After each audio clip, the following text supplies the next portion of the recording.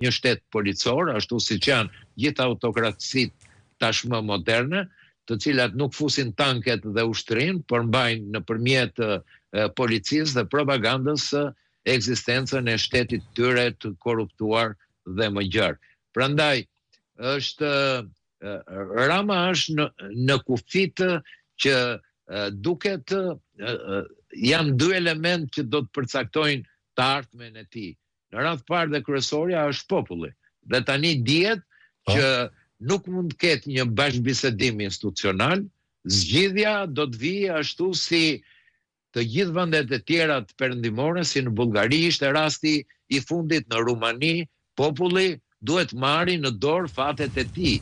Prandaj, ajo që bën shtypi perëndimor, ato që bëjnë gjithë miqtë e Shqipërisë që po e shikojnë që populli shqiptar po vuan në rilindjen e një diktature të re në Shqipëri, atëherë populli jon duhet veprojë për të mbrojtur interesat e tij.